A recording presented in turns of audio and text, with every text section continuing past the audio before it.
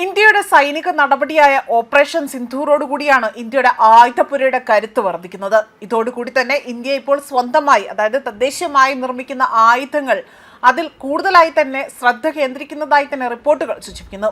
അതിൽ ഏറ്റവും കൂടുതലായി ഉയർന്നു കേട്ട മറ്റൊരു പേരുണ്ട്, അസ്ത്ര MK3.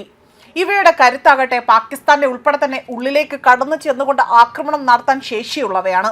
എന്നാൽ ഇപ്പോൾ ഇതിന്റെ നിർമ്മാണവുമായി ബന്ധപ്പെട്ടുകൊണ്ട് ചില വ്യാജ പ്രചരണങ്ങൾ കേൾക്കുകയാണ്.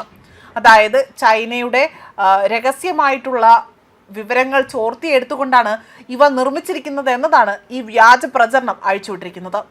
ഭാരതത്തിന്റെ അഭിമാനമായ അസ്ത്ര മിസൈലിന്റെ പുതിയ പതിപ്പിനെ കുറിച്ചുള്ള ഈ പ്രചരണം ഇപ്പോൾ സമൂഹ മാധ്യമത്തിൽ വലിയ രീതിയിൽ ചർച്ചകൾക്ക് വഴിവെക്കുകയാണ്. അസ്ത്രയുടെ സാങ്കേതിക വിദ്യ ചൈനയുടെ PL-15 നിന്ന് കടമെടുത്തത് എന്നതാണ്.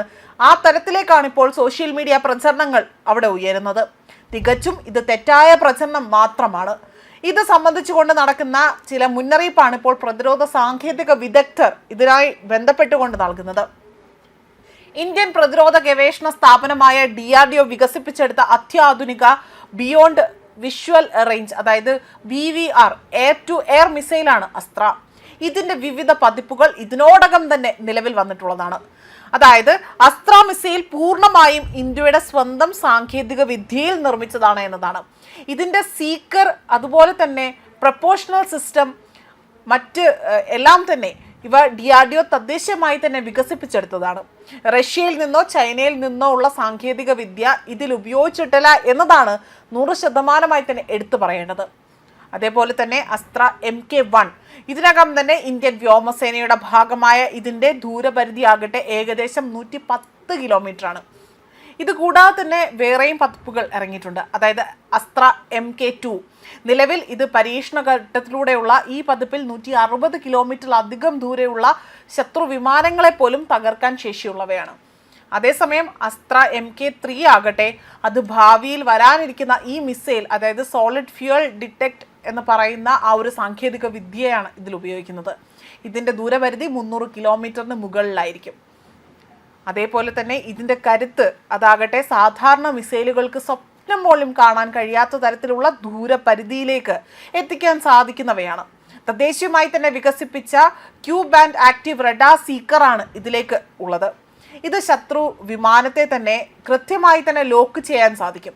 ശത്രുവിൻ്റെ റഡാറുകളെ കബളിപ്പിക്കാനുള്ള ഇലക്ട്രിക് കൗണ്ട് മെഷർമെൻറ്റ് ഇതിൽ ഉപയോഗിച്ചിട്ടുണ്ട്, അല്ലെങ്കിൽ ആ ഒരു സംവിധാനം ഇതിൽ ഘടിപ്പിച്ചിട്ടുണ്ട്.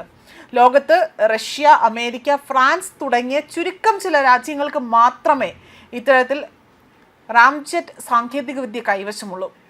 ഇന്ത്യ ആകട്ടെ ഈ പട്ടികയിലേക്ക് അസ്ത്ര MK3 വഴി ഔദ്യോഗികമായി തന്നെ കടന്നിരിക്കുകയാണ്. ഇതിനിടയിലാണ് ഇത്തരത്തിൽ വലിയ രീതിയിലുള്ള വ്യാജ പ്രചരണങ്ങൾ നടത്തുന്നത്.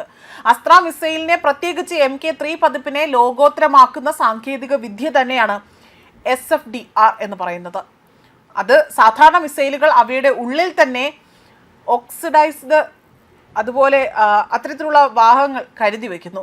ഇത് മിസൈലിൻ്റെ ആ ഭാരം കൂട്ടുവാനും ഇന്ധനം വേഗത്തിൽ തീരാൻ കാരണമാവുകയും ചെയ്യുന്നു എന്നതാണ് മറ്റൊരു വ്യത്യസ്തത. അതേപോലെ തന്നെ വിമാനം പറക്കുന്നത് പോലെ തന്നെ അന്തരീക്ഷത്തിലെ ഓക്സിജൻ അത് വലിച്ചെടുത്തുകൊണ്ടാണ് ഈ ഇന്ധനം അത് കത്തിക്കാൻ ഉപയോഗിക്കുന്നത്.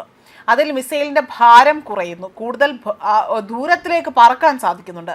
ശബ്ദത്തെക്കാൾ ഏകദേശം 3 മുതൽ 4 മടങ്ങ് വരെ വേഗത്തിൽ സഞ്ചരിക്കാൻ ഈ മിസൈലിന് സഹായകരമായി തന്നെ കഴിയും എന്നതാണ് മറ്റൊരു വസ്തുതയായി ഇവിടെ എടുത്തു പറയേണ്ടത്. ചൈനയുടെ പക്കലുള്ള ഏറ്റവും വിനാശകരമായ മിസൈലാണ് PL-15 എന്ന് പറയുന്നത്. എന്നാൽ ഇതിൻ്റെ ചില ഘടകങ്ങൾ ഇതിലേക്ക് ഉപയോഗിച്ചിരിക്കുന്നു എന്ന അവകാശവാദമാണ് ഇപ്പോൾ ഇത്തരത്തിൽ നടത്തിയിരിക്കുന്നത്. ന്യൂസ് ഡെസ്ക് കർമ്മ ന്യൂസ്.